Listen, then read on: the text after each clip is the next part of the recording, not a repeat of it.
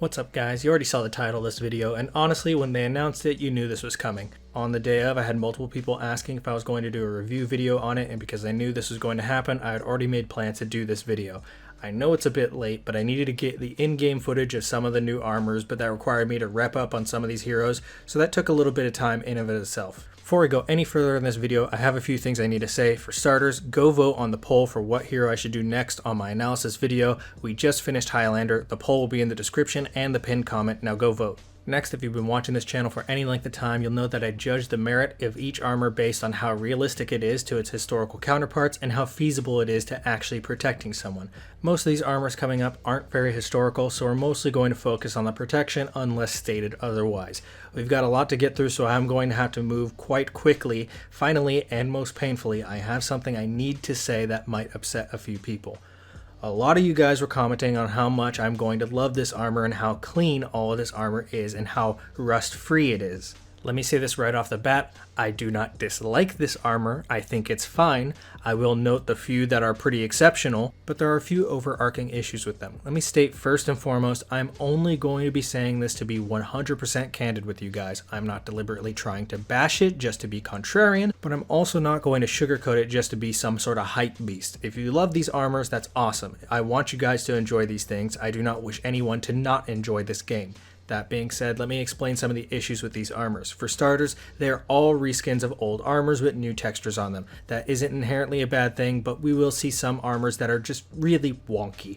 Next, everyone keeps saying that these armors are completely rust-free and that they are clean. This is one of the hardest bubbles to burst, but I regret to inform you that this is actually not the case. In fact, almost all of them still have some form of surface rust, or maybe it's just dirt, but either way, I wouldn't constitute it as clean. You can especially see it when you have the silver material equipped. Pretty much every piece has it, and in some cases it looks like the rust was added to places that it wasn't previously before. Again, I don't say this to bash the armors, but I'm not going to bullshit you by saying that they're the cleanest armors ever and they get my stamp of approval. Also, none of this takes away from the armor itself. I still think they look pretty good for the most part. I just find it funny because light surface rust like this in real life could be wiped away with a damp cloth and some abrasive rubbing. Last but certainly not least, all of this is my opinion and observations. None of this is a recommendation on what you should wear. If you disagree with everything I have to say, that's fine. I'm not trying to advocate you to wear something different than these. I'm simply making a video for entertainment purposes. So, with all those disclaimers out of the way, we can begin reviewing each one. To start, we have Warden. The most important thing here is going to be the chest piece, as the helmet and the arms are just cleaner versions of existing armor. The chest piece itself is interesting, to say the least. Scale armor is something that we're going to see persistent through most of the knight's armors. In this case, it's not that bad, but they have the scales interrupted on the side with some sort of padded coat. It seems weird, and considering that they're just retexturing and reshaping armors, you'd think that they'd do the right thing and just put the scale all the way around the torso. Besides that, it seems fine, and I would say that this is now the most protective armor that Warden has. Next we have Peacekeeper. From what it looks like on the poll so far, Peacekeeper is probably going to be the next hero I review, unless someone were to go to vote and change that right now, so I will definitely go more in-depth on this armor set when that video comes. For now though, the helmet and the arms are just cleaner versions. That is going to be a consistent theme that you'll see. The chest piece is probably, in my opinion, the worst out of the knights. It seems like it was indecisive on whether or not it wanted to be actual armor.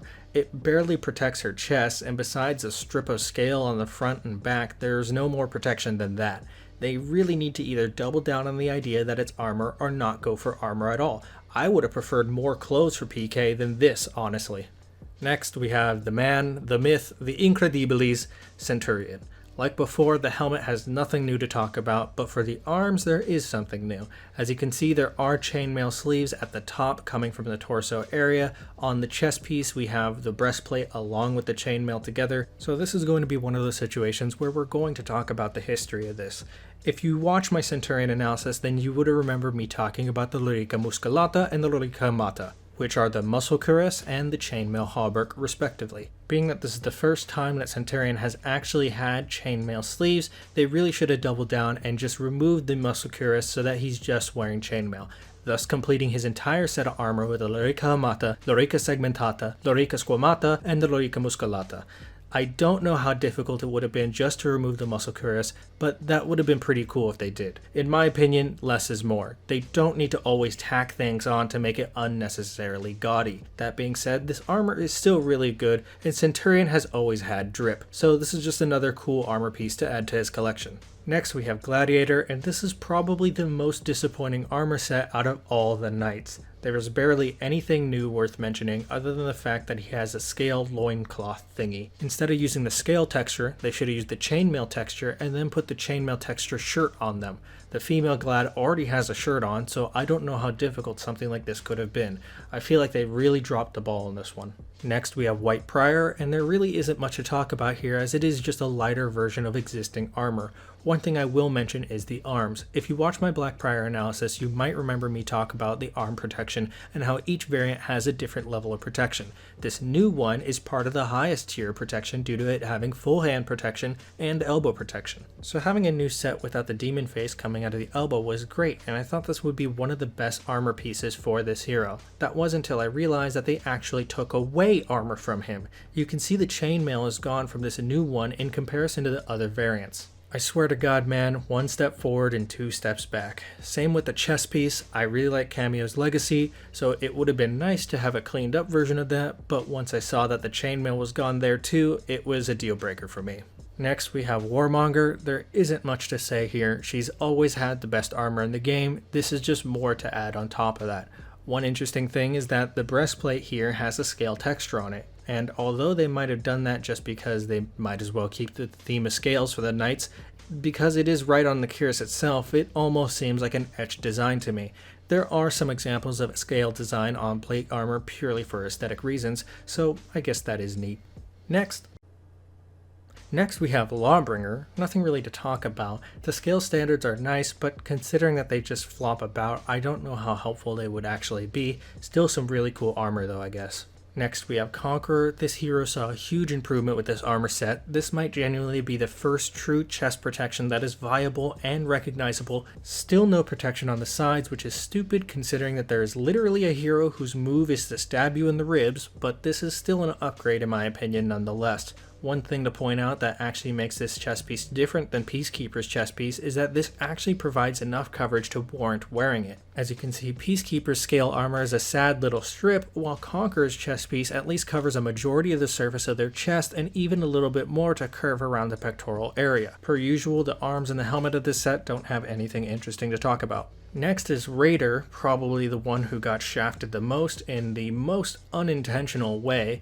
They finally gave Raider something to cover his bare chest that isn't some poorly stitched rags, but what they gave him instead was a skin-tight chainmail t-shirt. On one hand, part of me wants to say that this is technically Raider's best protective armor now, but on the other hand, this looks so ridiculously bad it's painful.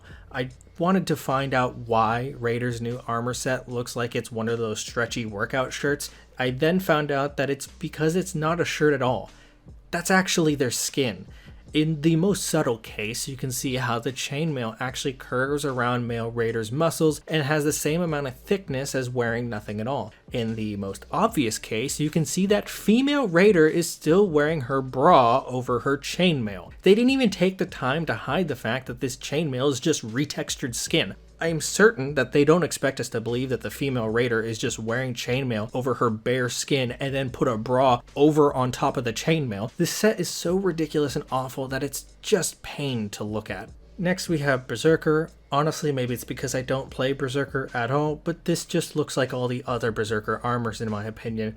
Maybe I'll have more to say if I ever do a video on them, but for now I really don't have anything to say at all. Although I will say I don't know why they couldn't have at least given them a helmet. Next we have Highlander. I would almost argue that he is the winner of the entire showcase. Not just does he have a full chainmail hauberk, but it genuinely looks like a chainmail hauberk. I just recently finished a video about all of Highlander's armor options, and honestly, had I known that this was coming, I would have waited to make that video just to add this in and say that it is arguably one of the best options. Especially if you wanted to go for that gallow glass look. Two small things that I wish could have been different but aren't that important. One, for the arms, I wish that the pieces of leather on the biceps would just go away. I understand that it needs to be there for player expression and emblems or whatever, but they could have just put that on the shoulders or somewhere else. I feel like this is another example of less is more. I would much rather have the exposed chainmail look than these weird bicep protector strips. Second, I really wish that they could have given him a metal helmet. He already has a pretty good baseline that would be the leather cap that he has. All they would have to do is take that and retexture it metal. That would have been it. All in all, this is still a really good armor set. Next, Shaman.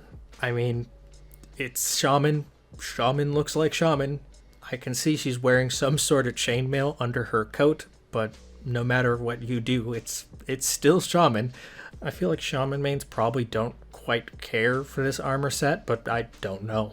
Next, we have Jörmungandr. If Raider didn't exist, I would have said that Jörmungandr was the most shafted out of all the Vikings. Not just is there not any armor, but it doesn't even look like anything has changed at all. Jorm is still not wearing shoes. What is with Ubisoft wanting Jorm to be barefoot?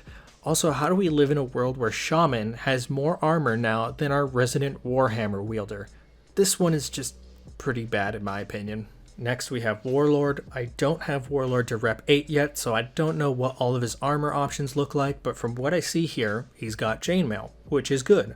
I would also much preferred him to get Lamellar or a chainmail hauberk in the style of Highlander, but beggars can't be choosers, I suppose. Next we have Valkyrie, and this again doesn't seem anything close to revolutionary like Highlander. A lot of this chainmail across the whole roster is really tight for some reason, which is not how it's supposed to look. There needs to be some space for it to move and flex, so it should be a lot more baggy. Honestly, it should look something relatively like Highlander's chainmail. I feel like I'm going to be praising a Highlander a lot, but it's seriously leagues better than some of these other heroes. Next we have Kensei. This is a big W for Kensei, finally receiving some metal armor, and honestly it looks fantastic. The general shape of the original armor Kensei received before wasn't that bad, the only issue is that it looked like it was made with chipped rotting wood. But now it looks like it's really good here. The only issue I have, which is honestly an issue that every armor piece has on every hero, is that when painting this new metal armor, the paint looks old and chipped.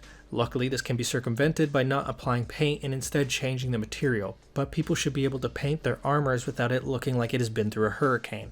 Also, I just realized that most of the knight's new scale armor can be painted without obvious chips showing, so kinda double standards here, Jubi. Chipping looks gross and no one wants it. Remove it.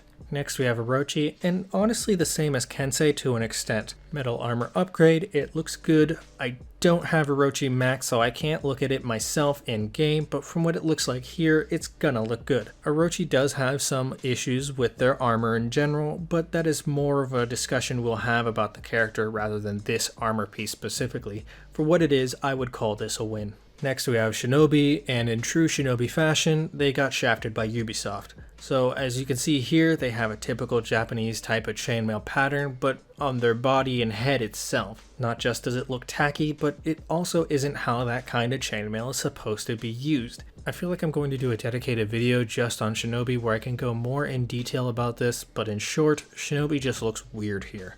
The chainmail looks like it was printed on, and none of it is placed properly to protect him. Next we have Aramusha, no real armor other than a weird studded shirt thing, but I wouldn't constitute that as armor, just more of Aramusha's swag.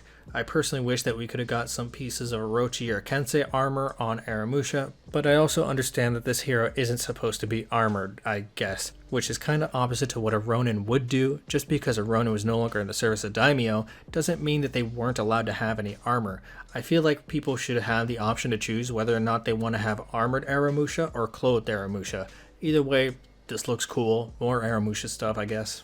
Next we have Hitokiri. Again, we have the same issue as Aramusha. Lack of real armor and more or less the same as previous armor sets. If you like Hitokiri's previous armor sets, awesome. Here's some more for you. If you're like me and want actual samurai armor for the samurai, awesome. You can join me in the constant cycle of pain that is this game. Next we have Nobushi. I really don't want to be redundant, but if I don't specifically mention a hero, then I will have to hear about it ad nauseum. This looks good, but it looks like all the other Nobushi outfits in my opinion. The arm protection thing looks a little different, but I don't have a Nobushi rep 8 yet, so I don't know all of her options. Could be more, but it's alright. Next we have Shugoki. Unlike the last few, he received the Kensei treatment and got some metal armor too from the looks of it. Again, I can't look at it in game, but I assume that this is going to look good. Next we have Tiandi. And honestly, the rest of the Wulin already have such great armors that they could have literally given the player base nothing for the Wulin in this patch and most people wouldn't be upset. That being said, did they use the samurai chainmail pattern for Tiandi's outfit here? If I recall correctly, the Wulin and specifically Tiandi are based off of 16th century Ming Dynasty armor types, which means that this type of chainmail style wouldn't make that much sense. Now, of course, this is For Honor, and that doesn't really mean much here, but consider that other armor options for Tiandi are also about as clean looking as this and feature things that would actually be on Ming Dynasty armor like mountain pattern scale. I don't know, just my opinion. Next we have Shaolin. Ignoring the odd use of samurai chainmail texture pasted onto his chest, the armor that he's wearing here is limited. Shaolin is another one of those cases where I rather go full Buddhist monk and make him wear very minimalistic baggy clothing, or they go full battle monk and give him some real armor and a helmet. Being a monk doesn't mean that he can't have possession so long as he's not attached to them, so battle monk when Yubi. Next we have Nuxia, and she has the same issues as Tiandi. Unless you particularly like the color white, in my opinion, there are already way better options for her. In fact, I think they knocked it out of the park for her with the last armor review I did. Personal opinion, I suppose. Next we have Jiang Jun. Again, not to be redundant, but it's more of the same. Unless there's something substantial that I'm missing, if there is, let me know and I can add it as a pinned comment or something. If it's really substantial, I can make a follow-up video. Finally, we have Zhanhu. Insert previous statement here. So that wraps up all the heroes, I think. Unfortunate that we ended on a kind of low note since the Wulin didn't have much, but they have enough as is, so I'm not too worried. So who do I think won overall? I know I said Highlander, and I really do mean that, but it has to be a tie between Highlander and Kensei. Then, if I really had to split hairs here and pick between them, I'd have to say Kensei, and I might be a bit biased here.